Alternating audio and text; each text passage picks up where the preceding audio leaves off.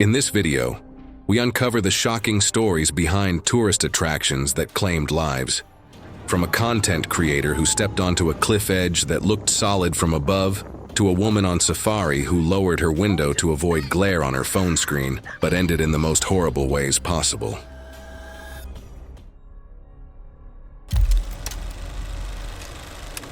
It was May 14th, 2016, and the desert outside Moab, Utah sat under a wide, cloudless sky. Temperatures hovered in the low 80s. The sandstone formations along the canyon rim glowed in warm afternoon light, their layered surfaces shaped by centuries of wind and water. Along the edge, the rock was not uniform. Years of erosion had hollowed out sections from beneath, leaving thin outer crusts that appeared solid from above, but carried almost no structural integrity. Fine grains of loose sand dusted the surface near the rim. A broader, flat viewing platform sat just a short walk away. Most visitors used it. Harleen Trost was 24 years old. She had recently quit a retail job to pursue content creation full-time, building a following around travel clips and outdoor photography. Her income was tied directly to engagement. Every post needed to outperform the last. She had developed a pattern of recreating risky poses she had seen go viral online, particularly cliffside balance shots framed against open drops. She was not a climber. She had no experience reading terrain, testing rock integrity, or managing exposure. She was traveling with two friends through southern Utah. Neither had outdoor safety training either. That morning, at a previous overlook, she had slipped on a rim edge and caught herself on one knee. She posted it before they reached the car. By the time they pulled into the next parking lot, it had several thousand likes and comments calling her fearless. She read them aloud on the drive. When they arrived at the canyon overlook, she was not thinking about the slip as a warning. She was thinking about how to make the next one bigger. Harleen walked past the established viewing area without stopping. She moved toward a narrow section of the rim where the canyon opened wide, and the background framed clean with nothing but sky. A metal post sign marked the area as unstable and prohibited approach. She walked past it. One of her friends photographed her doing so. Roughly 40 minutes earlier, a park ranger had spoken to her directly, told her the outer formations were undercut, and instructed her to stay behind the barrier rope. After his vehicle left the lot, she waited a few minutes and climbed back over. She wore flat-soled sneakers with worn tread. She spent close to 20 minutes adjusting angles along the outer edge. One of her friends pointed to the outermost lip and noted the light was better there. At one point, small fragments crumbled off the edge as she repositioned. She looked back. One friend shrugged. She said it was fine and moved forward. The other checked the sun angle on her phone and told her she had roughly 10 more minutes before the light changed. She stepped onto the outermost lip and lifted her left leg into a one-legged balance pose. Her full weight settled onto her right foot. The thin sandstone crust beneath it was already fracturing. A faint cracking sound formed under her shoe. The section she stood on sheared away in a single brittle failure. Her right foot dropped through. Her ankle rolled inward. Her knee collapsed. Her center of gravity passed the edge almost instantly. She went over in less than a second. The fall was approximately 280 to 300 feet. Partway down, her body struck a sloped rock ledge that rotated her head first. The final impact caused severe cranial fracture, rib collapse, and internal bleeding. There was no movement after impact. Her friends reached the rim within seconds. One had kept filming through the fall itself until the sound from below stopped. Emergency services were contacted immediately, but the vertical terrain required a rope access recovery team. Death was confirmed on scene. Investigators found the failure point was never capable of bearing a standing load. The footwear recovered showed minimal remaining tread. No safety equipment was found among her belongings. The local land operator installed additional warning signage and began discouraging visitors from approaching outer ledge formations. The official finding attributed the death to localized edge failure beneath an unsupported load on erosion-weakened sandstone. The clip spread widely in the weeks that followed, not because of anything dramatic in the footage, but because of how fast it happened. It was May 2017. and the Himalayas were doing what they always do at that altitude, punishing anyone who underestimated them.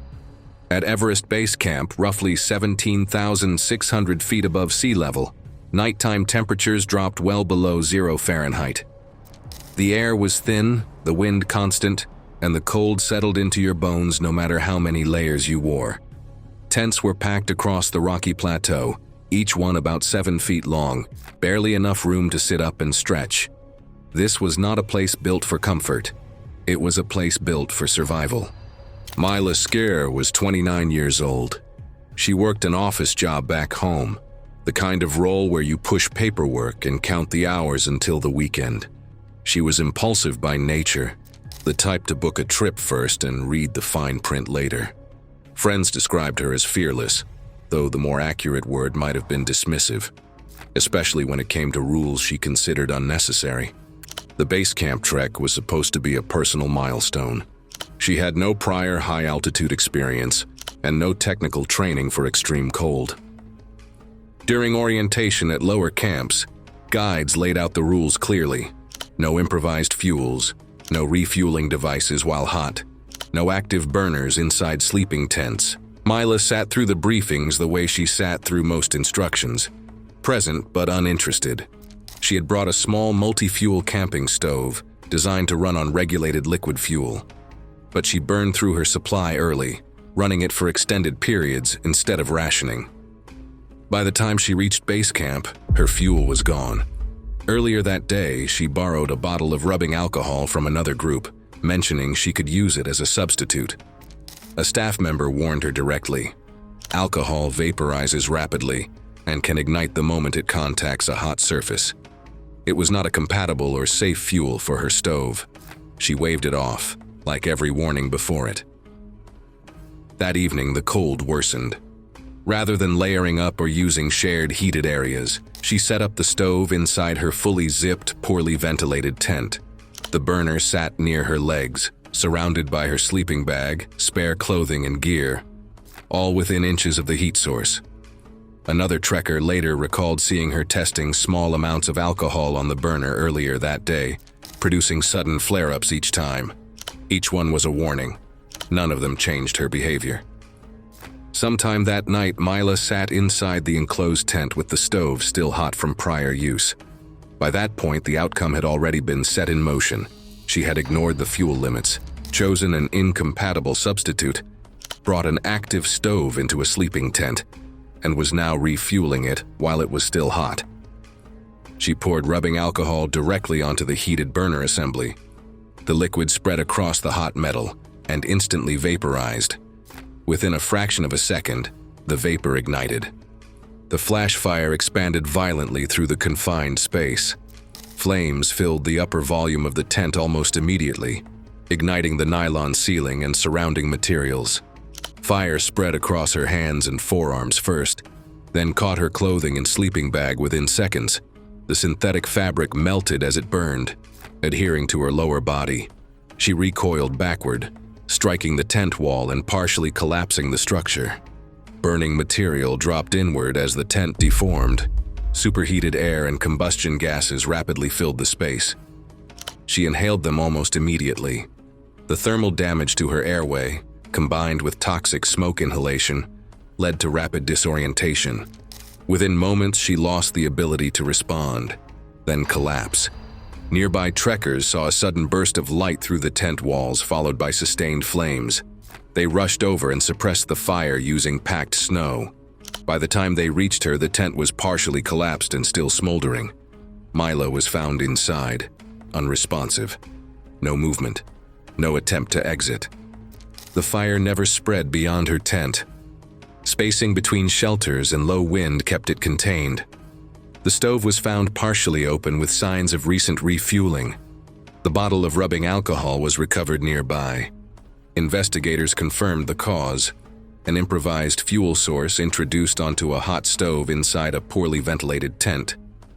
No equipment malfunction was found. The sequence was consistent with immediate vapor ignition during refueling. Her death was recorded as an accidental fire resulting from unsafe fuel handling in an enclosed space. Following the incident, The operator enforced stricter stove use protocols, including a ban on refueling inside sleeping tents, tighter fuel checks, and reinforced safety briefings. It was March 2017, and Hanoi's old quarter was loud, humid, and alive, with the kind of organized chaos that draws a certain type of traveler, the kind looking for something they can't find back home. Down a narrow street on the city's outskirts, a strip of restaurants operated with a specific draw for foreign visitors. Staff stood outside holding live snakes, calling to tourists, advertising what they framed as a must-see experience. Live cobra preparation performed tableside. These places functioned less like restaurants and more like attraction zones. Inside, tourists sat shoulder to shoulder, phones already recording before anything began. Caden Vrell was 29. He made a living creating travel content online, the kind of work where income depended entirely on attention and attention depended on escalation. Each video had to outperform the last. Early on, street food and temple tours were enough, but the algorithm rewarded risk, and over time his content shifted toward a specific niche, dangerous experiences ordinary tourists could walk into. His following had grown, but so had the pressure. A flat month meant no income. Hanoi's Cobra Street had been on his list for weeks. This wasn't spontaneous. He needed this footage. He arrived that evening already recording. Inside, a handler was preparing the demonstration at a long table surrounded by tourists. The process was performed in full view. A live cobra restrained, body opened, blood drained into rice wine, organs displayed one by one. The crowd pressed close. Reactions were loud and encouraged. Staff gave clear instructions. Stay back at least 3 to 4 feet. They pointed at the snake's head and mimicked a striking motion. Most of the group stepped back. Caden moved forward. He positioned himself closest to the handler for an unobstructed angle. That was the first decision. The cobra was approximately 5 feet long, held near the neck with a wooden clamp while its body lay partially restrained. It was not calm. Throughout the early stages, it repeatedly lifted its head and snapped short distances, quick lateral movements covering several inches each time. The handler readjusted his grip more than once. The control was functional, but not absolute. Caden watched this happen. He saw the snapping. He saw the grip adjustments. Then he stepped inside the marked boundary, crouching within 2 feet of the animal. That was the second decision. He extended his arm across the table, holding his camera directly over the snake's head to capture the fangs in detail. His forearm hovered inches above a live, agitated cobra that had already shown it could move faster than the handler could correct. That was the third. He held the position. The handler shifted grip to reposition the body for the next cut. The clamp angle changed slightly, reducing pressure on the neck. The cobra's head slipped free laterally. It struck instantly. The fangs drove into his exposed forearm just below the wrist. 2 deep puncture wounds, spaced roughly half an inch apart. The snake held briefly, delivering venom before being pulled away. Blood ran from the punctures as Caden recoiled backward, knocking a chair over. His camera stayed on the table, still recording. Swelling spread rapidly up his forearm. Skin tightened and reddened. Blistering formed near the puncture sites as tissue damage progressed. He tried to stand but lost coordination and collapsed beside the table. Breathing became labored as neurotoxic effects set in. Muscles spasmed, limbs stiffened, staff wrapped cloth above the bite as a tourniquet. No anti-venom was available. He became unresponsive shortly after. Breathing slowed, then stopped before he could be moved outside. Authorities arrived and secured the scene. Multiple recordings were collected, from tourists and from Caden's own camera, which captured the full sequence. Witnesses consistently reported he ignored repeated warnings and entered the handler's space. Investigators noted customers had been allowed within strike range of a live venomous animal during a staged demonstration. The restaurant was temporarily closed. Staff confirmed warnings were verbal only, never physically enforced. Death was confirmed on site. Cause was consistent with cobra envenomation at close range, compounded by absence of anti-venom and delayed medical access. It was November 23, 2018, and the field outside Chiang Mai glowed under a darkening sky. Warm air hung heavy as hundreds of paper lanterns, thin frames with open flames, lifted into the night. It looked calm, beautiful even. But on the ground, conditions were unstable. Wind shifted in irregular gusts, and when it caught a lantern during ignition, the flame tilted sideways, sometimes directly toward the person beside it. There were no roped-off zones, no fire suppression in the crowd, no separation between the people lighting lanterns and the people next to them. From the edges you could see it clearly, flames tipping in the wind, heat pulsing through a packed crowd. The view was still stunning from the perimeter, safer, wider.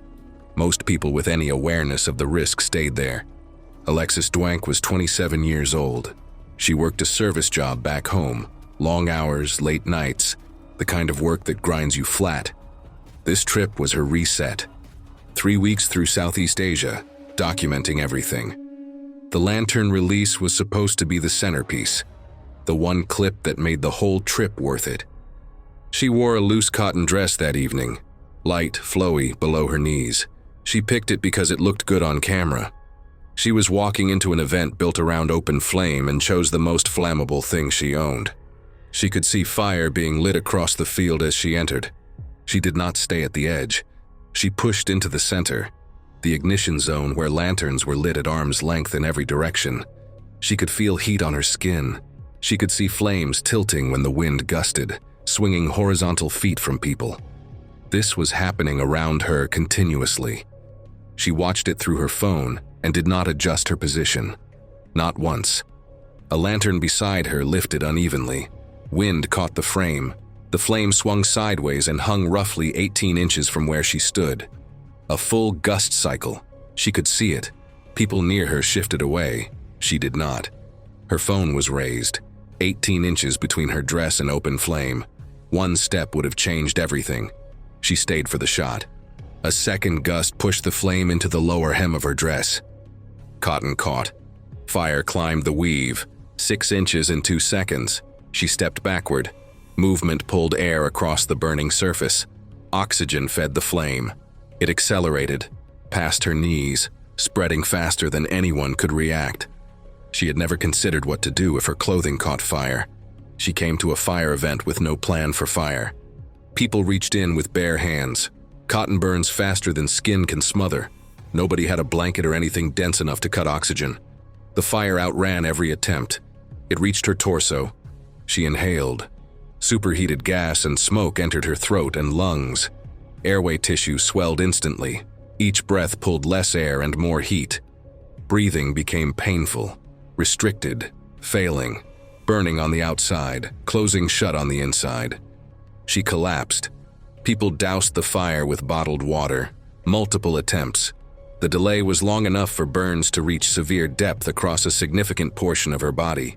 She was transported with extensive burns and acute inhalation injury. She did not recover. Death was confirmed days later. The official cause was thermal injury compounded by smoke and heat inhalation. Following the incident, organizers implemented stricter crowd control measures, including expanded buffer zones between ignition areas and spectators, designated lighting zones, and additional on-site fire suppression teams. Safety briefings were reinforced, and staff presence within high-risk areas was increased to manage spacing during lantern release. It was October 7, 2016, and the sky over Albuquerque was wide open and blue. Morning temperatures sat in the low 60s. Light winds out of the south. Visibility stretched for miles. Conditions were near perfect for balloon flight. Stable air, gentle thermals, barely any crosswind. Across the Rio Grande Valley, dozens of balloons lifted off in coordinated intervals from designated launch fields, ground crews tracking their drift as bright canopies caught early light above the mesa. From the ground, it looked effortless, controlled. Pilots manage altitude through heat. They do not steer. Direction depends on wind currents. Lateral drift is something you work around, not control. Near obstacles, margins collapse fast. Drace Flan was 41 years old. He ran a small business back home. Every decision ran through him. He was not a person who deferred to anyone, not to employees, not to partners, and certainly not to a balloon pilot giving a safety briefing to tourists. He booked the ride to capture low-altitude aerial footage. He came with a camera, a plan, and the assumption the experience would conform to what he needed. The pilot covered the rules before liftoff. Keep all body parts inside the basket. Hold interior handles during altitude changes. Do not lean over the edge. Passengers were spaced within the basket to maintain balance, the pilot monitoring positioning as the balloon rose. Drace heard the rules. From the moment the balloon left the ground, he decided they were for everyone else. He moved to a corner for an unobstructed angle. Within minutes, he was leaning over the edge, camera past the perimeter. The pilot told him to pull back.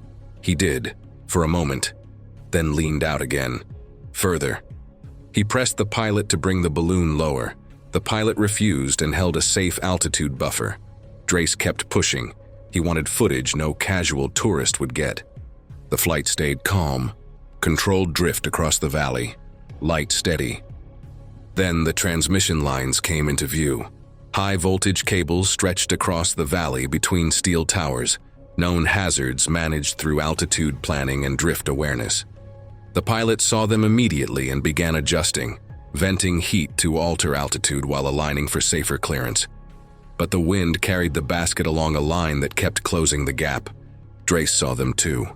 The cables, the towers, the pilot reacting. He leaned further out, his upper body crossed the basket perimeter despite direct instruction. One arm extended outward with the camera. His other hand gripped the metal frame to steady himself. One hand reaching toward the lines while the other stayed locked onto a conductive surface. The gap closed 30 feet. 20.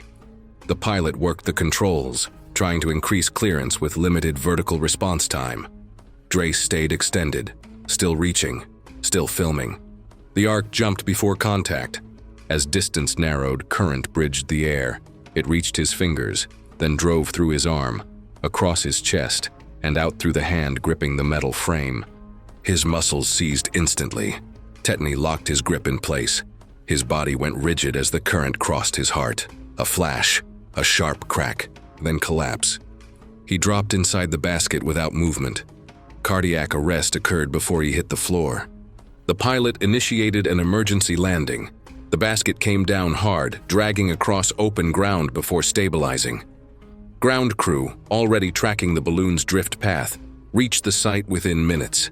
Other passengers were shaken, some with minor injuries, but no one else made contact. Emergency responders attempted resuscitation. It failed. Death was confirmed at the landing site. The investigation determined a high-voltage arc bridged from the line to Drace's arm, current passing through his body into the basket frame across the chest, causing immediate cardiac arrest. No equipment failure was found. The pilot followed procedures, issued repeated corrections, and attempted evasive adjustments within wind limits. The incident was ruled an accidental death, caused by passenger non-compliance. Operators later reinforced stricter in-flight control over passenger positioning near hazards. Drace saw the lines. The pilot reacted. The distance closed in open air. He was told to stay inside. He chose not to. He never had to touch the line. He only had to get close enough. It was June 4th, 2015, and the midday sun pressed down on the South African bushveld. Temperatures in the low 90s, air dry and still. Dust hung above the dirt roads winding through the safari park, a private drive-through reserve where visitors navigated predator enclosures in their own vehicles. Rules were posted at every gate. Keep windows closed. Do not exit your vehicle. Do not approach the animals. At check-in, staff repeated these instructions. They explained the enclosures held free roaming lions. They explained the vehicle was the only barrier. Every visitor heard this before the first gate. Trina heard it too. Trina Glisk was 29 years old.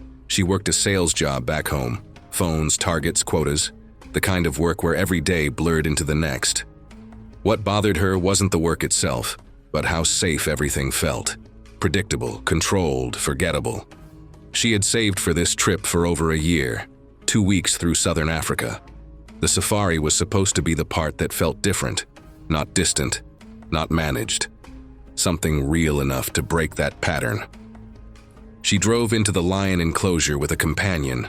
The road curved through open grassland. A small group of lions rested in shade roughly 15 feet from the road. Most vehicles slowed, observed through closed windows, and kept moving. Trina stopped the car. That was the first decision. She parked within 15 feet of resting lions while every other vehicle created distance and moved on. Then she lowered her window. Halfway down, her companion told her to close it. She didn't. The lions were still lying in the shade, not moving. The air outside carried the dry, heavy smell of dust and animal. It felt controlled, manageable, like nothing was about to change. The lioness was already watching. Her head turned the moment the window opened. Lions do not observe the way domestic animals do. They are territorial, opportunistic, and capable of explosive movement from rest. She was not curious, she was assessing. The open window changed everything. The lioness rose, slowly, began walking toward the vehicle. Not a charge, a straight, measured walk. 15 feet of open ground. At 15 feet, Trina saw her coming. This was the moment to reverse or close the window. She did neither. At 10 feet, the lioness had not changed pace, had not looked away. Every step in a direct line toward the opening. Trina stayed still, watching, committing to the decision she'd already made. Her companion told her again, urgent now. The lioness was 10 feet away and closing. She stayed in place, doubling down instead of correcting. At 5 feet, the lioness's shoulders rolled with each step, eyes fixed on the opening. Not one pause, not one diversion. Trina was still leaning slightly toward the window. Window still halfway down. 3 feet. The lioness was at the door. The lioness lunged through the open window in a single explosive motion, its head and forelimbs forcing into the vehicle. Its jaws clamped onto her neck and lower face with crushing force, collapsing her airway and rupturing major blood vessels. It pulled her toward the frame as her body gave way almost instantly. The entire attack lasted only seconds. The lioness released as Trina collapsed inside the vehicle. Blood loss and airway compromise left no survivable window. Her companion moved the vehicle once the animal disengaged. Trina was unresponsive. Park staff reached them shortly after. Death confirmed on scene. Investigation was straightforward. Signage at every gate, verbal warnings at check-in, vehicle intact. Window lowered voluntarily from inside. The lioness behaved exactly as a lion behaves when a barrier is removed and a target presents at close range. No enclosure breach. No infrastructure failure. The only thing that failed was the decision to open the window. The park reinforced compliance checks and added roaming staff. The lioness was not relocated. She had done nothing outside her nature. The lion walked 15 feet in a straight line in plain view. And across those 15 feet, there were multiple chances to change the outcome.